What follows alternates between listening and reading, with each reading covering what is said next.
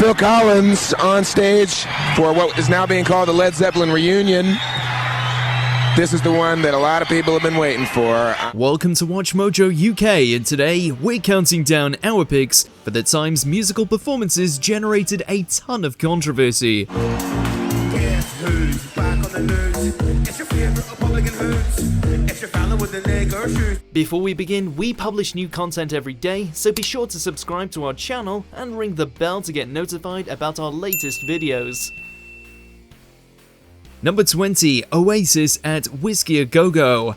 Just too fast for me. Oasis is one of the most successful bands in UK history. Their time at the top of the charts in the 90s wasn't perfect. They made numerous mistakes. Baby, I don't really wanna know how you pick, you know. One infamous example was their 1994 Whiskey A Go Go concert. It's been branded as their worst performance ever. When they tried to obtain a preferred substance of theirs, someone ended up giving them a more dangerous variation, which they called Ninja Speed.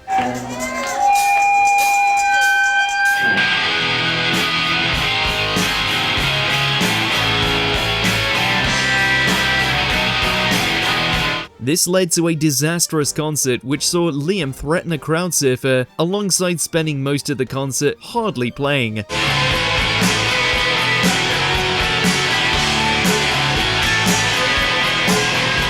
It got so out of hand that Liam smacked his brother with a tambourine. It was such a disaster that Noel ended up quitting for 2 whole weeks.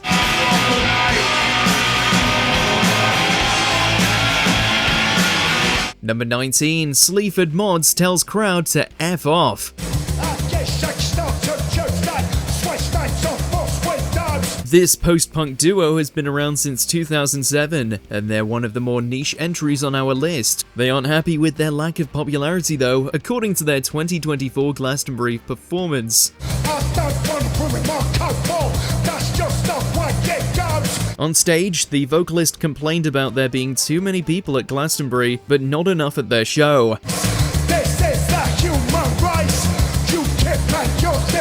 He then moaned about how this happened once before 10 years earlier. Then he told them to get lost, although using far less polite words. We played this stage 10 years ago.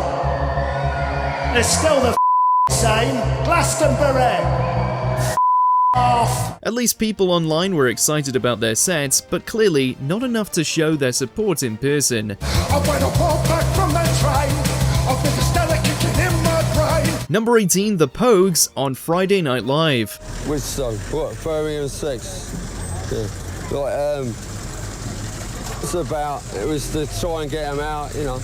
This folk punk group was at the peak of their fame during the late 80s. One of their most politically charged tracks was Streets of Sorrow / Birmingham 6. Because we know the journalists who investigated it got it from the IBA, and they gave their reasons for doing it, and they were that we were alleging that some people who were convicted in British courts were innocent. The first half discusses the Troubles, the second, the infamous Birmingham 6, who were falsely convicted in the 70s. The group chose to play it on the Channel 4 show Friday Night Live. And that is their statement from the IBA. That's not our statement, that's from the IBA. And that we were alleging that Irish people could be disadvantaged in British courts. They decided not to allow such a political message on their channel though, so they cut to ads early, and it was later banned from being broadcast. It led to significant backlash, with people outraged that they'd censor an artist like this. I don't think we're particularly interested. We just make records that say what we feel and what our opinions are. A few years later, the Birmingham 6 were thankfully released, and the ban on the song was subsequently lifted. Because I don't think they did it. Have you any regrets now?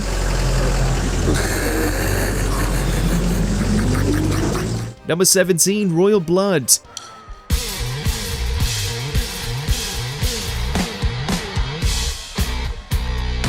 Our next rock duo is called Royal Blood, and they've been making music together since 2011. They've played their fair share of festivals since, but they're not often the biggest acts on the bill.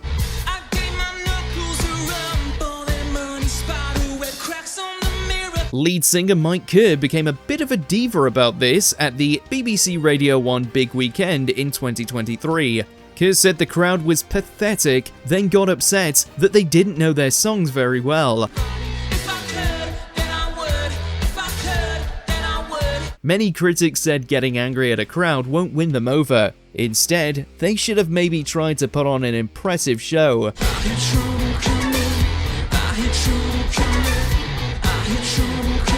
This led to them making a few passive-aggressive comments about the Glastonbury crowd shortly after.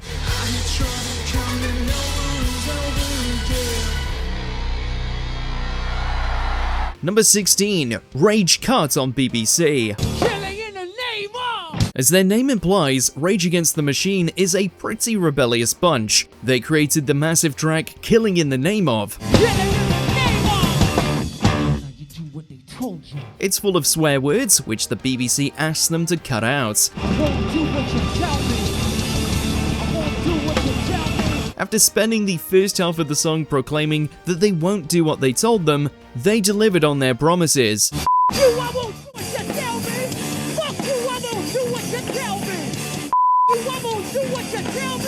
As soon as the group started swearing, the performance got cut short, with presenters confusingly saying they expected it. If anything, it would have been more surprising if they hadn't done this, given that being a protest band is core to their identity. We needed to get rid of that because that suddenly turned into something we were not we were expecting it and asked them not to do it, and they did it anyway, so buy Joe's Records. Number 15, Matty Healy's onstage kiss.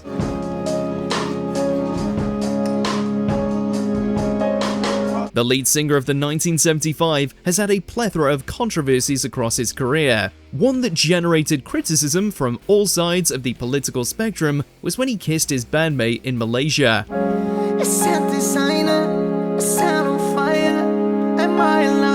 The country is famously opposed to same-sex relationships, so this outraged officials who banned the group, plus cancelled the festival days early. Would you please listen? Would you please listen? We can say it's missing. Some supporters of the cause felt his heart was in the right place, but many criticised him for what they viewed as careless activism. We're scared of dying.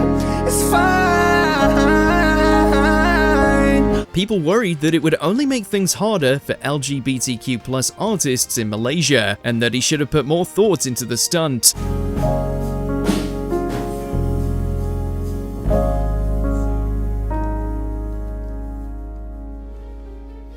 Number 14, Jay-Z at Glastonbury. I just got one thing to say. If you having girl problems, I feel bad for you, son. I got. Glastonbury Festival has its origins as a rock and roll festival. As times changed, rock became less mainstream. The festival decided to adapt and invite artists from different genres to perform.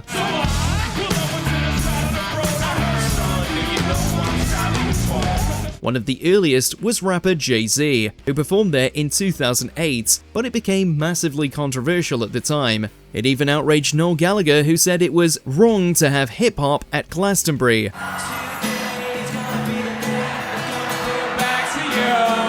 In response, the rapper called him ignorant, alongside offering him a ticket. It didn't end there, he even did a sassy cover of Wonderwall. The performance was widely celebrated, and now hip-hop artists are as common as any other at the festival. Number 13, the Merry Wallopers. This Irish folk group has earned itself a reputation for activism since forming in 2019. This led to an infamous incident in 2025, when they performed for a whopping total of roughly 2 minutes before being cut. The group walked on stage carrying a Palestinian flag at the Victorious Festival, then had their microphones promptly cut off.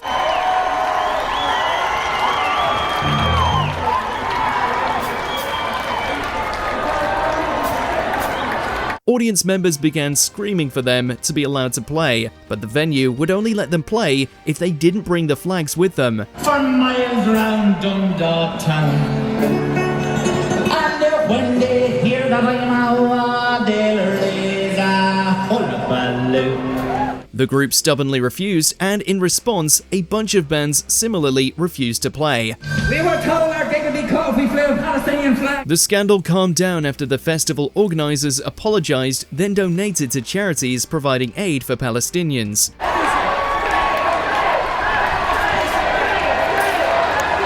Number 12, M.I.A.'s Middle Finger.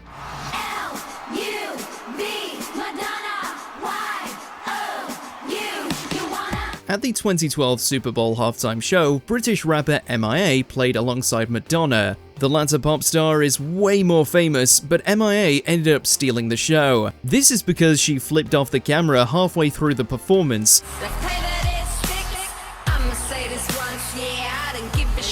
They wanted her to censor a swear word, so she did this instead. Her stunt upset organisers so badly that they demanded almost £1 million in compensation.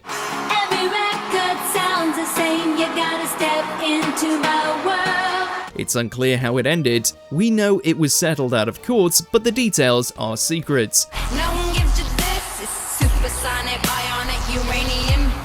Maybe next time she should swear with 2 fingers, as many Americans haven't learned it's an insult in the UK yet.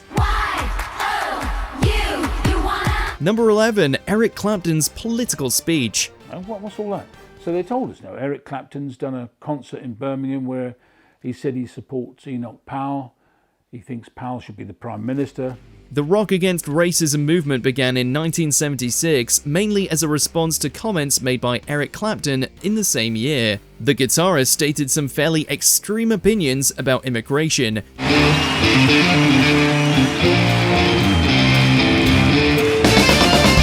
Such a topic is highly sensitive, and everyone is entitled to their own opinion, but he should have expected controversy when he expressed his feelings using horrific racial slurs. What's going on, Eric? You've got a touch of brain damage, mate. In later interviews, Clapton admitted he wasn't that in the loop with politics, plus that he didn't know what came over him. Own up, half your music is black. You're rock music's biggest colonialist. You're a good musician, but where would you be without the blues and R&B? He also said in 2018 that he felt disgusted looking back on his comments, admitting he was semi-racist during that era.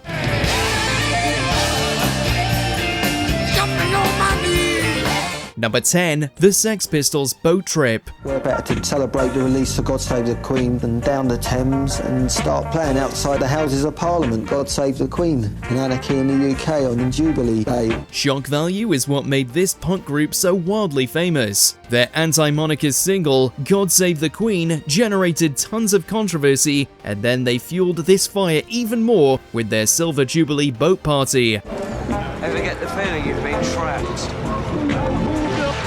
This is insane, the whole thing. They sailed down the Thames, resulting in them performing outside the Houses of Parliament. Police got involved, forced the boat to stop, and then arrested most of the people on board, including the Sex Pistols. God Save the Queen was never number 1. There was no number 1 that week. It generated tons of support for their group, alongside an equal amount of opposition. This led to their single reaching number 2 on the charts, but also, a few months later, violence against the band and their fans skyrocketed. We declared war on England without meaning to. Hey, the Muppets, halfway down the stairs. Ed Sellon, the Alessi brothers, and Old Laurie. Number 9, Drake, Wireless Festival.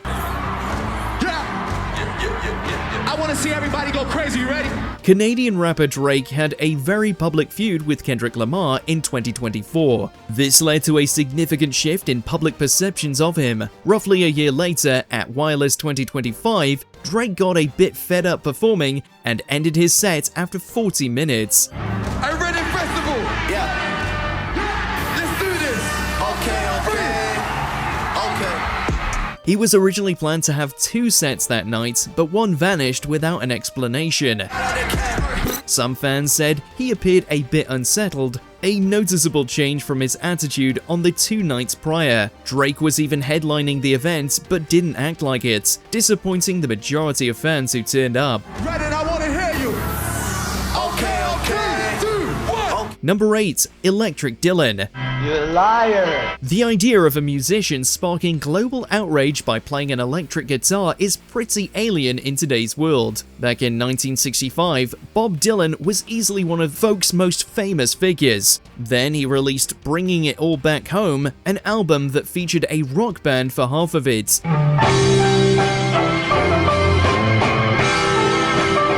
On tour, Dylan would play these songs using electric instruments, outraging thousands of his fans.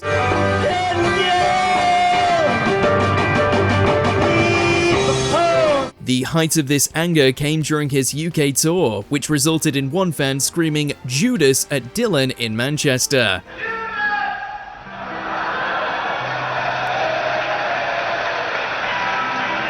I don't believe you.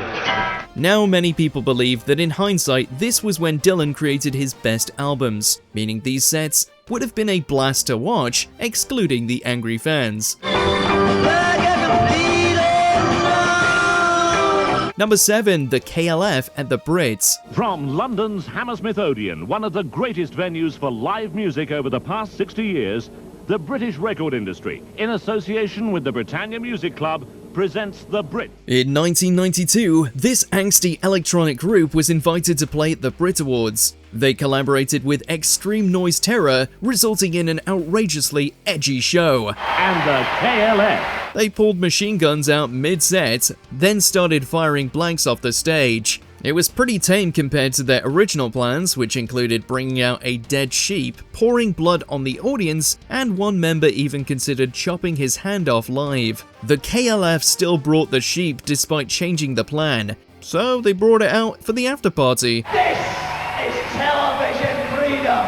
Their goal was to retire after a performance so outrageous they'd never be able to come back. This goal wasn't met, as they've come back multiple times since, and if anything, it only bolstered their reputation.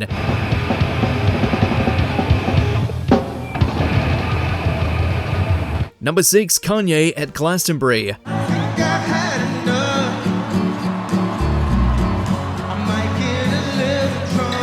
About 7 years after Jay-Z performed at Glastonbury, rapper Kanye West made an appearance, which was even more controversial. Over 130,000 people signed a petition attempting to get him removed from the events, in the hopes he'd be replaced with a rock band.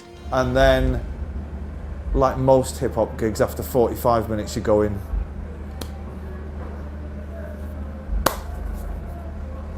want something else now. This is pretty ridiculous when you realize the event only offers 135,000 tickets, implying most people who signed probably weren't attending. Additionally, loads of musicians who didn't make rock had played and headlined the festival in the past, with little to no outrage.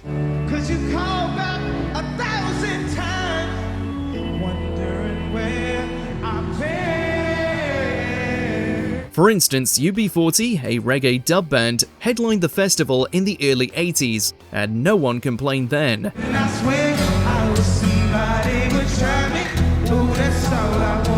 Number 5, Sinéad O'Connor's Pope photo. Yeah, to me the Pope symbolises everything that is evil. He is a symbol in particular. That picture is of him when he did his tour of Ireland. Around the turn of the century, the Catholic Church became embroiled in a severe abuse scandal. Roughly 1 decade later, Irish singer Sinéad O'Connor scandalously destroyed a photo of the Pope on Saturday Night Live. And I found his presence in Ireland, telling the young people of Ireland that he loved them, hilarious. At least when I studied the history, I found out that the people who were responsible for telling lies in the first place were the Vatican. It was one of the bravest protests in music history, but it generated hundreds of complaints, including criticism from idols like Madonna. A few weeks later, she was even booed on stage. Who, through permitting the invasion of countries and the destruction and murder of entire races of people in the name of God and for money, and then their subsequent overtaking of the educational systems of all the countries that they went into. About 9 years later, O'Connor became vindicated for this act when Pope John Paul II finally acknowledged the accusations. After her tragic death in 2023, public support for her had shifted to be overwhelmingly positive. with the singer stating earlier she had no regrets about her decision. There was silence. It was funny because after the first song there was loads of people around and they all came into the dressing room and everything, but then after that there was nobody around. There was silence for about half an hour. There was nobody around. Number 4, Ozzy Osbourne eats a bat. Let's just get right to it. What I hear, that you bit the head. Oh, don't. I want to bite the head of that monkey, you know. No, you didn't. You did. No, one of them. It should come as no surprise that the Prince of Darkness got up to a lot of edgy antics. Potentially his most famous was biting the head off a bat live on stage. Oh, well, it was a sheer accident actually, because I got a lot of. Well, wait a minute. Before you start explaining it, let's tell him what you did. Bit the head off a bat. There, I said it. The teenager who brought it claimed it was dead when he threw it at him. Ozzy contradicted this by claiming it was alive and bit him back. The metal singer assumed it was a rubber toy, but couldn't have been more wrong. Somebody threw a bat on stage, and I thought it was one of these toy bats. So I picked it up, bite the thing's head off, and suddenly everybody's freaking out because it's a real bat. It understandably resulted in widespread backlash, but simultaneously it's become mythologized in rock history. 37 years later, Osbourne released a hilarious bat plush, including a detachable head. It was so popular that it sold out in hours. And there was a pigeon there, so I thought, well, nothing else, bite the pigeon. Number 3, kneecap. To his fans, of course, M.I.A. was seen with a flag, a Hezbollah flag. He said it was something that had been thrown on stage at the time. He is not a supporter of Hezbollah or Hamas. The Irish hip-hop trio Kneecap has become so politically outspoken that it got them into major legal battles. Founding member M.I.A. was taken to court after supposedly waving a Hezbollah flag at a concert in London in 2024. Get your bread set, we're on a mad one. Get your bread set, get your bread set, get your bread set. According to him, it was thrown on stage by a fan and he did not support the organization. Not everyone believed this, on account of their pro-Palestinian past, alongside tweeting quotes from a Hezbollah leader. Get your bread set, get your bread set, get your bread set, we're on a mad one. Get your bread set, get your bread set, get your bread set. In the end, the court made no decision one way or the other, as his opponents missed the filing deadline and the case was thrown out. In the end, the decision was made that actual charge was brought essentially a day late, and so the case was thrown out. Number 2, Bob Vylan at Glastonbury. Free, free! Free, free! At the 2025 Glastonbury Festival, the BBC didn't broadcast Kneecap's performance as it was too risky. Punk rap duo Bob Vylan was broadcast, likely because their political beliefs weren't as widely known as Kneecap's. This turned out to be a big mistake for the BBC, as they started shouting an anti-IDF slogan live on the stage. Glastonbury organiser Emily Evis posted on Instagram saying, "We are appalled by the statements made from the Westholt stage by Bob Vylan yesterday. Their chants very much crossed a line." It generated massive amounts of backlash, with their US visas quickly being revoked and a bunch of their shows getting cancelled. These festivals are meant to be about peace and love and people coming together and everyone feeling able to go. And you have someone getting up and shouting for people to be killed. The performance was streamed on iPlayer, but they refused to upload a replay as they did for loads of other artists. This crossed the line in a big way. And the point of the Nova Festival, their slogan is, "We will dance again." Well, Why is that banner not up at Glastonbury? Isn't that what Glastonbury's about? Number 1, Live Aid. I'd like to introduce some friends of mine to you. Would you welcome Mr. Robert Plant, Mr. Jimmy Page, Mr. John Paul Jones? The Live Aid concert had some stellar performances, like Queen's famous sets. It also had some dire ones like Led Zeppelin and Phil Collins. Outside of the performances themselves, it was surprisingly controversial, mainly because a lot of the money allegedly went towards buying weapons from the Soviet Union.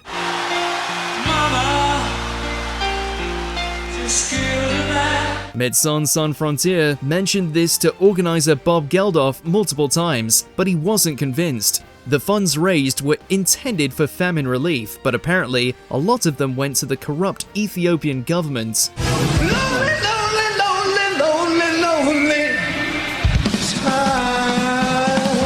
They used it for weapons, furthering the war that caused the famine. Their hearts were in the right place though, and it positively raised awareness for humanitarian relief efforts globally.